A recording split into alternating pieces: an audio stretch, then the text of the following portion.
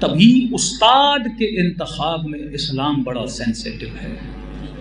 امام کے انتخاب میں حدود حق نہیں کسی جاہل کو اپنا امام کرنا. ہمارے یہاں روش بدل گئی. شیعہ بڑی سختی سے، اہل سنت کو آپ نے دیکھا ہوگا وہ ہر کسی کے پیچھے نماز پڑھتے ہیں. ہمارے یہاں میں نے دیکھا 5 مومنین کھڑے ہیں، جماعت کا اتنا ثواب 75% ثواب بڑھ جاتا ہے. اگر کوئی مولوی نہیں تو نماز کیسے پڑھیں؟ اتنی سختی کہ نماز پڑھائے گا تو مولانا. حالانکہ نماز جماعت میں مولانا کی کوئی شرط ہی نہیں. کوئی بھی مومن صاحب ایمان ہو، قرات اچھی ہو، وہ کھڑی ہو کے نماز پڑھا سکتا ہے. نہیں مولانا ہونا چاہیے. نماز یعنی محراب کے لیے مولوی کی شرط نہیں، لیکن اسلام کہتا ہے جمعے کا خطبہ وہاں شرط کون ہوگا؟ صاحب علم ہوگا. وجہ حکمت کا دین ہے. سوچا خطبہ مولانا دے گا یعنی عالم دے گا، پڑھا لکھا بندہ دے گا. نماز کوئی بھی پڑھا سکتا ہے.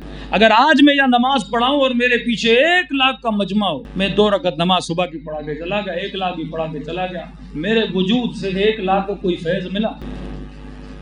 مطلب اگر کوئی جاہل نماز بھی پڑھائے گا تو اس میں عوام پہ کوئی اثر ہونے والا نہیں ہے. لیکن اگر خطبہ کوئی ایسا بندہ دے، خطبے میں آپ لوگوں کے ذہن کے اندر خوراک ڈالتے.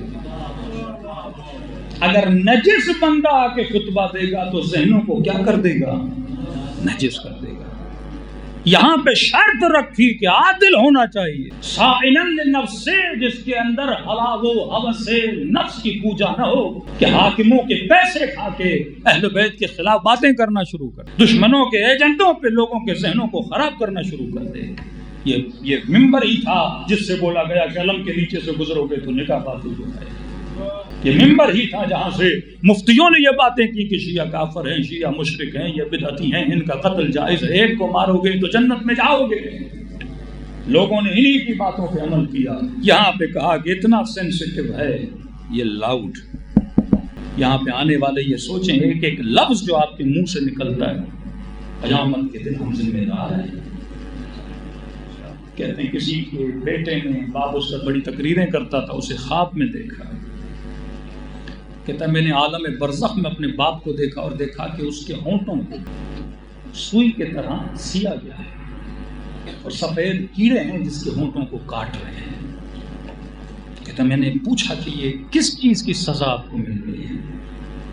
تو کہا کہ بیٹا میں لوگوں کو رلانے کے لیے جھوٹی مسائل کی باتیں پڑھتا تھا. اہل بیت کی طرف جھوٹی نسبت ہے. بھائی حدیثیں ہیں کہ رو رلاؤ، ہر قیمت پہ نہیں. ہم جاتے ہیں کے پی کے پٹھان علاقوں میں پڑھنے کے لیے. پٹھان مسائب برداشت نہیں کرتے. کوئی دیوار پہ سر مارتا ہے، کوئی انگارے کھاتے ہیں ان کے بعض لوگ. یہاں شرعی حکم ہے کہ ایک کوئی آدمی مصیبت اہل بیت سن کے برداشت نہیں کر رہا تو رک جاؤ. نہ کہ یہ ہو کہ ایک بندہ آپ کو نظر آ رہا ہے کہ یہ برداشت نہیں کر رہا، میں کہوں میں اور پڑھوں تاکہ یہ مر جائے. کل کو یہ کہیں کہ فلاں کے مسائل میں 2 بندے مر گئے. یا ایسے مسائل پڑھوں کہ لوگوں کو زیادہ رلاؤں، یا ایسی باتیں کروں کہ جس سے مجھے زیادہ واہ ملے. مثقال ذرۃ خیرا یراہ ومثقال ذرۃ شرا یراہ. فرمایا کہ ایک لفظ کا خدا اشارہ دیتا ہے.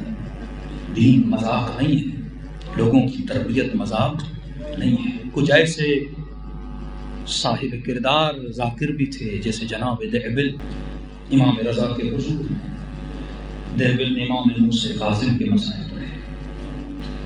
امام رضا نے کا 2 شعر اور ایڈ کر اپنے قصیدے میں، اپنے مرثیہ میں. ایک قبر اور ہے جو شہر دوست بنائے جائے. رو پڑا مولا یہ کس کی قبر ہے؟ امام نے فرمایا یہ رضا کی قبر ہے. جب جانے لگا ایک حقیقی اہل بیت کی محب اور ذاکر کا مقام تو دیکھیے. امام نے اسے پیسے دے دیے اور کہنے لگا مولا ایک گزارش اگر وہ آپ پوری کر دیں. عجیب ہے جو بولو تم میرے بابا کے مسائل پڑھ رہے ہیں. کہ مولا آپ اپنا پہنا ہوا لباس مجھے اکٹھا کر دیں. کہ دیبل کیوں؟ کہ مولا جب مر جاؤں اس کو اپنا کفن بنا کے قبر میں رکھوں گا تاکہ منکر و نکیر کو پتہ چلے یہ قبر میں لیٹنے والا کوئی عام بندہ نہیں ہے. شیخ عباس امی کا بیٹا، شیخ عباس محدث بھی ہیں، مقرر بھی ہیں. ان کا بیٹا مصائب خان امام حسین کا، ذاکر امام حسین کا. کہتا ہے محرم پڑھا، اس کے بعد گلے میں تکلیف ہوئی، چیک اپ کروایا، ڈاکٹر نے کہا آپ کو کینسر ہے۔ کیا کروں ڈاکٹر صاحب؟ کہ تقریباً 1 سے 1.5 سال بات نہیں کرو گے، ٹھیک ہو جاؤ گے۔ کہ ٹھیک ہے۔ کہتا ہے مہینے کے مہینے گزر گئے، میں نے بات کرنا چھوڑ دی، مجلس پڑھنا چھوڑ دی، ذاکری کرنا چھوڑ دی۔ کہتا ہے محرم شروع ہوا، اب ایک ذاکر جو ذکر امام حسین کرتا ہے، محرم آئے اور ذکر نہ کر سکے، وہ اسے پتا ہے اس پہ کیا گزرتی ہے۔ کہتا ہے پہلی محرم گزری، دوسری محرم، چھٹی محرم آئی، بہت رویا۔ میں نے کہا مولا حسین شاید اس قابل نہیں سمجھا کہ میں آپ کا ذکر کروں، پھر یہ گلا کس کام کا؟ کہتا رو کے سو گیا، خواب کے عالم میں امام حسین کی زیارت ہوئی۔ مولا حسین نے کہا کہ عباس قمی کے فرزند جلدی فلاں کمرے میں آؤ، رسول خدا تیرا انتظار کر رہے ہیں۔ کہتا ہے دوڑا کمرے میں گیا، جہاں دیکھا رسول خدا تشریف فرمائے، ساتھ میں امام حسین۔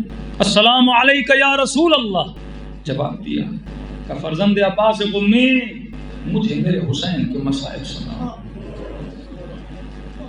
میں نے کہا یا رسول اللہ کون سے مسائل سنا؟ کہا کہ مجھے سکینہ کے مسائل سنا۔ علماء کہتے ہیں یہ نکتہ بھی ہے، شیخ عباس کے بیٹے کہتے ہیں کہ مطلب اللہ اگر مریضوں کو شفا دیتا ہے تو سکینہ کے مسائل اس میں اثر انداز ہوتے ہیں۔ کہتے ہیں میں خواب میں سوچ رہا تھا مولا حسین کے سامنے کیسے سکینہ کے مسائل ہوتے ہیں۔ تو میں نے کہا یا رسول اللہ میں بیمار ہوں، اتنے عرصے سے میں نے پڑھے نہیں، ڈاکٹر نے کہا نہ پڑھو، بہانہ کیا میں نے تاکہ امام حسین کے سامنے کیسے پڑھو۔ رسول نے کہا ہم کہہ رہے ہیں نہ پڑھو، اللہ اس گلے کو بھی شفا دے دے گا۔ کہتے ہیں زیادہ ضرورت نہیں ہوئی، بس میں نے ایک جملہ پڑھا، اس پڑھنے کے بعد میں نے دیکھا رسول خدا غش آ کر ابھی خواب سے اٹھ پڑا۔ ماں دوڑی آئی، پسینے سے شل، بیٹا کیا ہوا ہے؟ اب جب بات کر رہا ہوں گلا ٹھیک ہو گیا۔ پوچھا ماں نے بیٹا تو نے پڑھا کیا کہ رسول غش آ گئے؟ کہ تمام بس میں نے ایک جملہ پڑھا کہ جب بیٹی کی گود میں بابا کا سر آیا نا۔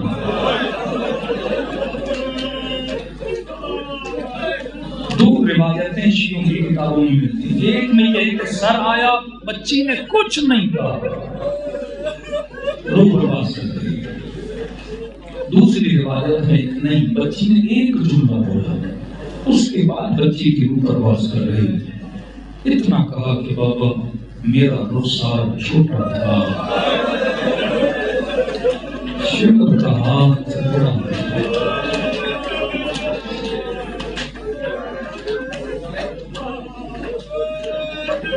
کبھی ذکر اہل بیت میں جو عاشق امام حسین رونے کے لیے نام حسین کافی ہے۔ وہ قصید دل ہوتے ہیں جو اتنے سخت سن کے بعد میں روئے ہیں۔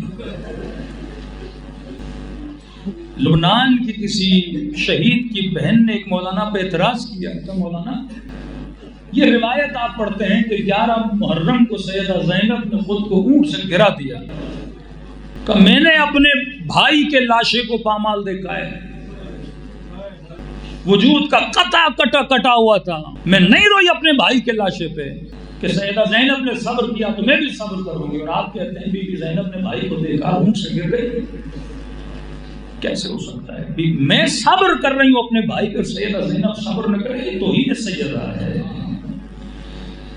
اس عالم نے کہا آپ صحیح کہہ رہے ہیں، اگر زینب بھائی کو دیکھتی تو صبر کر جاتی، کہ تم نے صبر کیا تھا، تمہارا صبر کہاں؟ سیدہ زینب کا صبر ام المصائب ہے۔ کہ زینب بھائی کو نہیں دیکھ کے گری، زینب یہ دیکھ رہی تھی میرا امام زمانہ زمین پہ پڑا ہوا ہے، کہ یہ مصیبت کبریٰ ہے۔ اکبر کی لاشے کو دیکھ کے نہیں گری، عباس کی لاشے کو دیکھ کے نہیں گری، حسین ابن علی، عباس بھی تو بھائی ہے، نہیں حسین صرف بھائی نہیں امام زمانہ تھا۔ 5 منٹ کے لیے یہ سوچو، ولی خدا کے بدن پہ گھوڑے دوڑائے گئے، حسین کی بیٹی کے چہرے پہ تماچے مارے گئے، یہ حجاب اللہ ہے۔ فرمائے مومن خلوص سے دل سے میرے بابا حسین کو سلام کرو، خدا تجھے ثواب زیارت حسین عطا کرے۔ کہ مولا اتنی آسانی سے زیارت کا ثواب، فرمائے ایک نشانی ہے جب میرے حسین کو سلام کرو، اگر نہ چاہتے ہو تیری آنکھوں سے آنسو آ گئے، کہ یہ مت سمجھنا یہ تیرے آنسو ہے، حسین نے تجھے تیرے سلام کا جواب دیا۔ علی علی حق ہے، علی حق ہے، علی حق ہے، علی علی